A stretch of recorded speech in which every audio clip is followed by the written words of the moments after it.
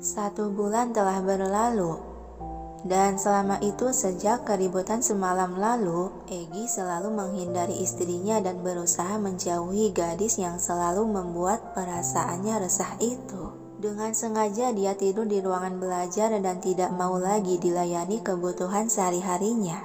Namun berbeda dengan Anissa yang keras kepala dan punya pendirian untuk selalu bertanggung jawab akan kewajiban dia. Dia tetap menjalankan kewajibannya sebagai istri.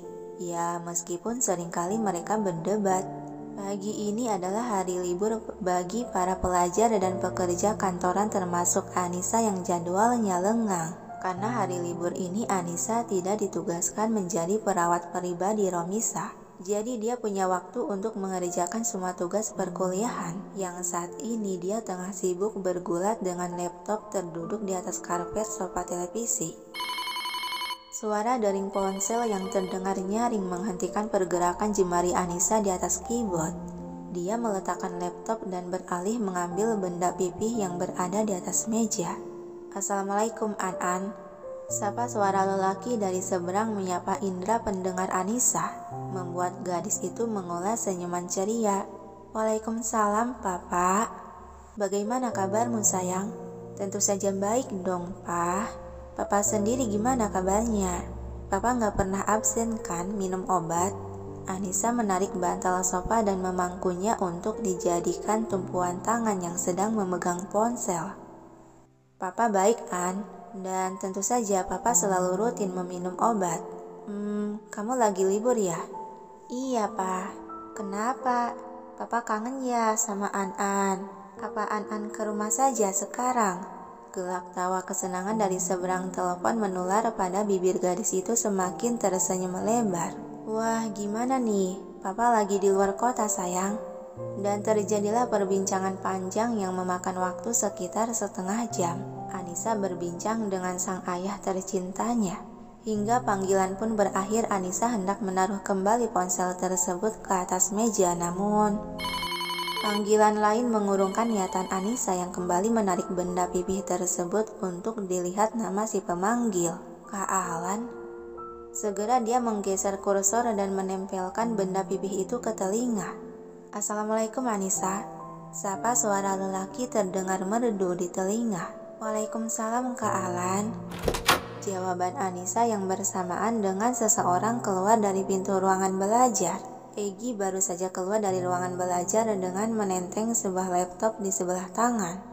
"Oh, Anis lagi banyak tugas nih.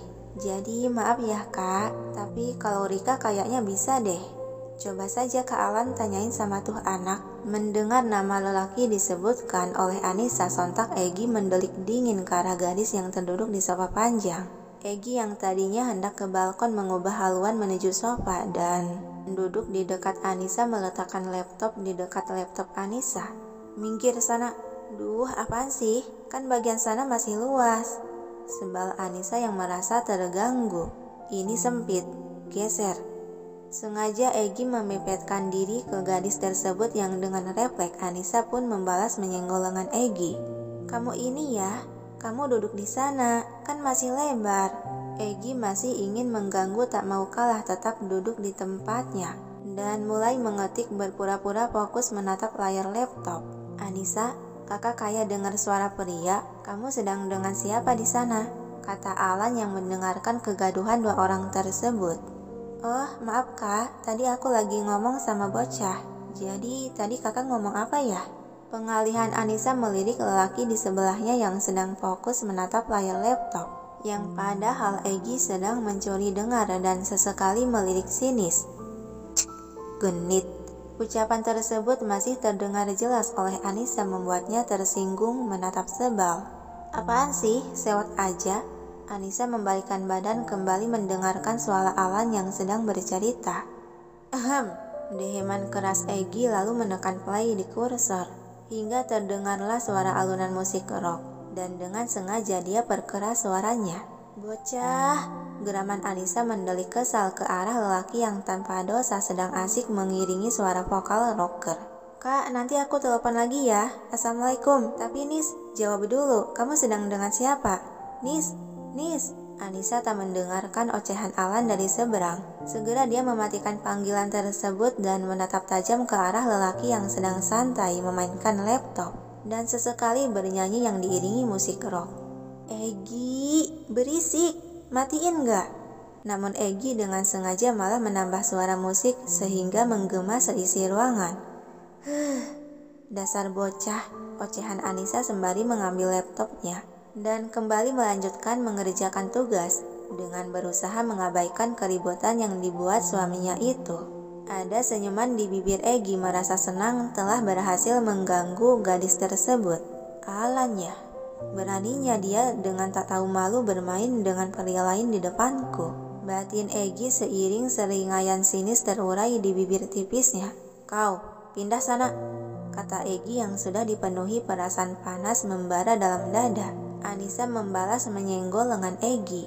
"Apaan sih? Ganggu aja, aku kan yang duluan di sini. Jadi kau yang pindah sana." Egi kembali ikut menyenggol lengan Anissa dan menggeser laptop. "Pindah, ini tempatku." "Enggak mau, kamu saja yang pindah. Lagian apa susahnya sih cari tempat lain?"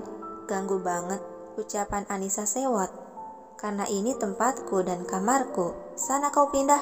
Suara Egi sedikit meninggi. Anissa yang sedari tadi menahan emosi, gigi dia mengkerat geram dan menatap tajam. Kau ini pengennya menang sendiri ya?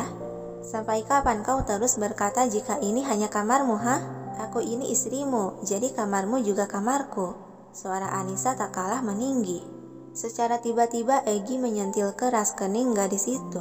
"Au, kamu kenapa sih?" Anissa mengusap kening yang terasa panas. "Berani sekali kau meninggikan suaramu di depan wajahku. Dan asal kau ingat, sampai kapanpun aku tidak akan mengakuimu sebagai istriku. Sana kau pergi dari sofa ini," usir Egi dengan tegas. Dengus Anissa menatap sinis. "Dasar bocah sinting." Egi malah membalas menatap tak kalah tajam dan dingin. Lalu dia mengangkat tangannya ke depan wajah Anissa. "Berhenti melotot begitu, tak akan mempan padaku. Atau kau memang mau kusentil lagi keningmu?" Ancaman Egi. Segera Anissa menutup keningnya dengan kedua telapak tangan. "Enggak mau, ini juga masih sakit tahu. Kau kejam sekali sih pada istrimu. Ini namanya KDRT tahu." Ini didikan bukan KDRT." Seringaian tipis Egi seraya mengacungkan lagi jemarinya mengancam untuk disentil. Desah kasar Anissa yang kemudian secara cepat mengambil laptop juga buku lalu beranjak berdiri. "Kau yang menang ya bocah," ucap gadis itu dan melangkah pergi menuju sofa dekat ranjang. Egi tersenyum miring melihat kepergian Anissa. "Dasar macan betina," gumamnya dan kembali fokus ke laptop untuk mengerjakan pekerjaan.